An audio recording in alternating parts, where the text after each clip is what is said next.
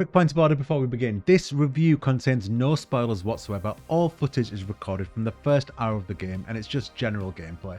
You can listen to this review as if it was a podcast. Resident Evil 9 is a game that deserves to be completely unspoiled. It's absolutely fantastic. It's not without minor flaws. We can get into those in a minute. But my question for this review is Resident Evil 9 the perfect modern Resident Evil game?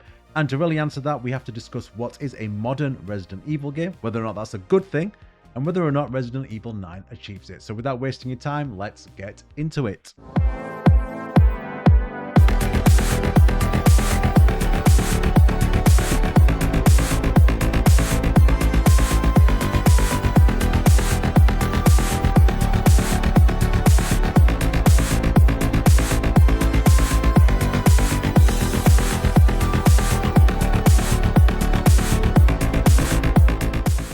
Resident Evil as a franchise has evolved dramatically over time, especially after Resident Evil 4 and the failures that were Resident Evil 5 and 6. The fixed camera, pure action, pure survival, pure horror, the identity of Resident Evil, Resident Evil 2, and Resident Evil 3 Nemesis has never truly returned, and Resident Evil 9 doesn't try to resurrect it. Instead, it iterates upon the highs of Resident Evil 4 and 7, while avoiding the pitfalls of Resident Evil 5, 6, and 8, whether that be the fantastic combat sandbox of Resident Evil 4, its cathartic action and upgrade-driven progression, or Resident Evil 7's first-person immersion, vulnerability, and dread, or even Resident Evil 8, which I personally had a lot of criticisms for, but I do acknowledge that it had some very good highs. The tension peaks and theatrical set pieces could be very good at times, and Resident Evil 9 definitely leans into the better aspects of Resident Evil 8. Requiem understands its lineage. It does not nostalgia bait for 1998, it perfects the post-Resident Evil 4 identity. Though there is some nice nostalgia baiting, just a little bit. This is a cheeky jump scare to ask you to like and subscribe.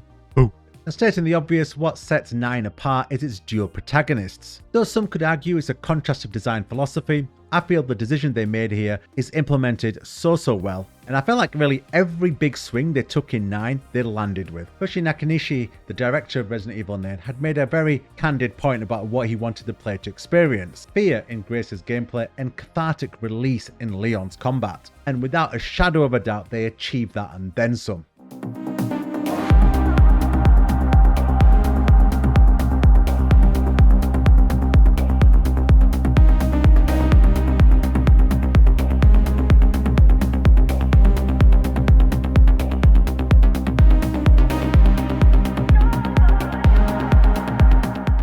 I'll start with Leon, and Leon's combat feels like Resident Evil 4 on steroids. His combat sandbox is fluid, aggressive, and deeply rewarding. New additions to his kit, most notably enhanced melee options and brutal axe executions, transform encounters into tactical playgrounds. The upgrade system actively encourages engagement, kills translate into meaningful progression, combat proficiency directly feeds empowerment, and avoidance is no longer optimal, nor really desirable, because killing things with an axe and decapitating them is so much bloody fun. It's a spiritual successor to Resident Evil 4's combat design, refined for a modern engine, and it definitely does not live in its shadow.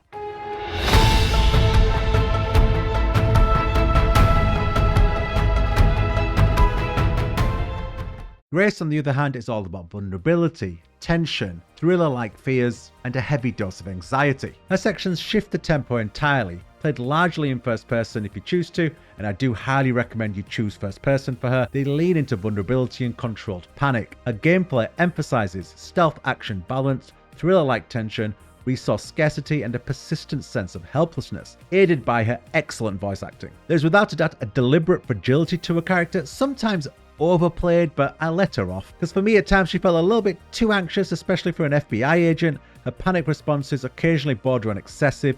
It's a minor critique though, and the payoff is that it does instill a sense of panic in the player, especially as it's contextualized later, which makes a lot of sense, but I can't talk about that due to spoilers. But yeah, overall, I don't mind the slight negative for the overall payoff. That said though, her performance sells fear convincingly. If Leon is catharsis, Grace is sustained fear and dread. And personally, I know this Grace section has done really well, because my biggest fear coming into this game was that I would yearn for the Leon action parts and really groan at the Grace slower parts, and that's just not what happened. I never fatigued from her sections, I thoroughly enjoyed them and really looked forward to them. problem that Resident Evil Village had was that I felt a lot of fatigue in Resident Evil Village, not helped by the execution of the story towards the back end of the game, but this flip between the characters really avoids any stagnation that you feel in a average to meddling Resident Evil game. A couple of little twists that they did in Resident Evil 9 which I really liked are to the combat, crafting and survival economy. A standout change is the blood crafting system that Grace gets to use, which adds a fascinating give and take dynamic to combat and your choice to engage in combat with her.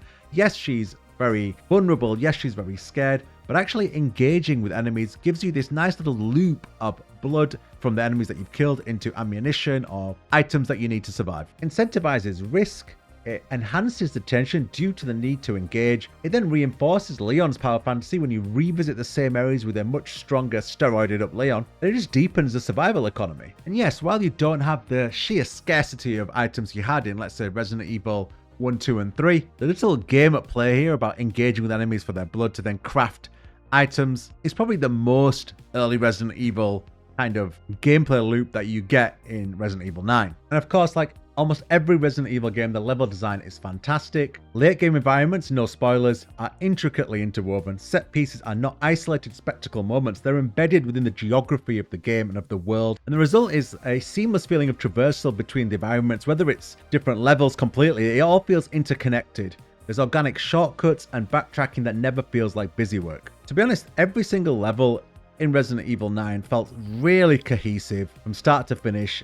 I never felt that there was stretches of slogging. There was no stretches of retreading. Though you are technically retreading your footsteps, it doesn't feel like that. And that's a testament to the level design. It's a testament to the pacing of the gameplay. Of course, Resident Evil has always been known for its tone, whether that's horror, campy, cheesy kind of horror, or just sheer fear. Resident Evils have always walked a really tight tonal tightrope. And the greatest Resident Evils are simultaneously slapstick horror, high-octane action, campy thriller with amazing one-liners, and they still exist here in Resident Evil 9 for sure, and genuinely frightening. And that's a really difficult tightrope to walk, but it's what makes the series so excellent, is that it has regularly managed to do all of those things. Resident Evil 9 embraces all of those things confidently. The cheese is here, but it's calibrated, it's done in a way that's almost celebratory. The ridiculous feels intentional, not accidental, and that's really important. I felt in 8, for example, sometimes it just stepped over the line too often. Resident Evil 9 never devolves into parody. The story remains classically Resident Evil. Look, you don't come into a Resident Evil game expecting some art house, deep, melancholy type of emotional experience. That's not what Resident Evil is. It's summer blockbuster horror, and within that framework, it really works. But I have to say, when they even try and get a bit emotional, it's actually done really well. Flashbacks tied to Leon's past are handled with surprising restraint, adding some emotional resonance to a character who I loved, but maybe I didn't love for these emotional reasons, but they managed to get that out of me. Let's talk technical stuff. The RE engine has been in the spotlight for all the wrong reasons recently, but like many people have said, when you use the Resident Evil engine for Resident Evil, it works really well. I mean, my testing rig, my gaming rig is a 5090, so obviously everything was turned to max and it looked incredible, as it should do on a 5090. However, I also tested it on a 4070 and it ran really well there as well.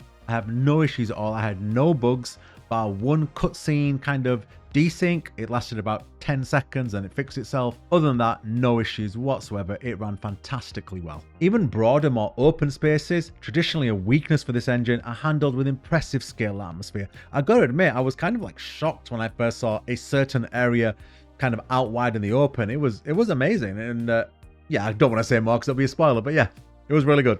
Quick thing I've not seen mentioned much is kind of the ambient synthy music they use in the action scenes and the horror scenes. I think it's really good stuff. It's kind of futuristic feeling, but not too futuristic feeling that it doesn't feel Resident Evil. It feels moody. It feels kind of heart pumping, and I just love synth, so yeah, works really well for me. I kind of think Stranger Things tonal textures and soundboarding, I think, the technical terms. One of the criticisms I had of Resident Evil 8 was I felt its pacing and tone was just all over the shop. As a game, I just felt like it was very inconsistent. However, in Resident Evil 9 Requiem, the pacing is relentless. Over a 10-hour, 30-minute playthrough, there are no major valleys, only sustained momentum. You could argue there's one late game section which we can't talk about. I don't feel it's a bad section, I just think structurally it's a little bit misplaced, and I feel if they'd put it earlier in the game, they could have made Grace a touch more likable character if you did find her slightly annoying. Because it really contextualizes Grace's psychological state, and therefore I feel its placing was a little bit off. Beyond that minor critique though, the game moves with confidence and clarity. Where Resident Evil Village felt uneven, oscillating between brilliance and parody-stroke mediocrity, Resident Evil 9 sustains its highs. It's a hell of a ride. Of course, the burning question has been value proposition. Can a 10 or 12 hour game justify a £70 price tag? And to be honest, this video was going to be titled, Can a £70 game ever be justified at 10 hours long? But having now completed it twice in 3 days, I think that title is moot, because clearly if I finish a game twice in 3 days, it's well worth the asking price, and I think that kind of blows that whole thinking out of the water. I think Resident Evil 9 is well worth its money. Yes, it's an expensive game at £70, the top end of the current cost of games, but the quality, the execution, it's all there. So yeah, yes, it's worth the money.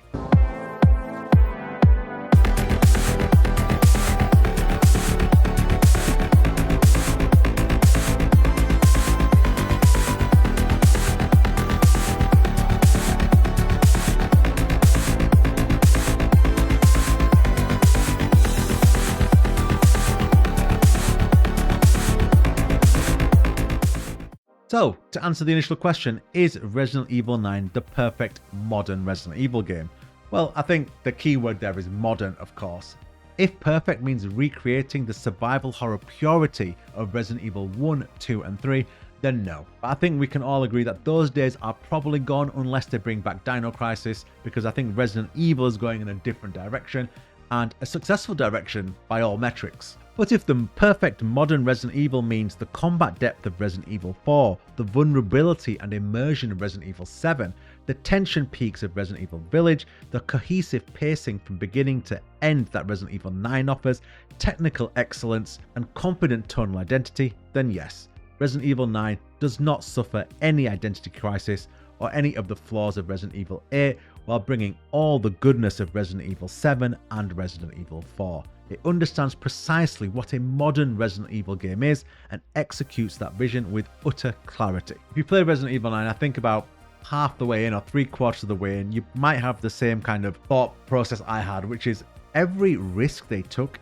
in this game, it paid off. Every kind of design decision, every structure decision they made in Resident Evil 9 paid off. Every creative decision paid off. The dual character structure works, the combat systems evolve meaningfully and both complement each other really well. The horror remains effective, the action is still exhilarating. It celebrates what Resident Evil has become rather than what it once was. And in doing so, it just might be the best Resident Evil game of the last 15 years. For those who've played Resident Evil 9, where do you think it stands in the list of Resident Evil games, including the first 3? And if you can, just pop in the comments where you rank this among Resident Evil 7 and 8. If you give them in an order, that'd be great. I'd be interested to know what you all think.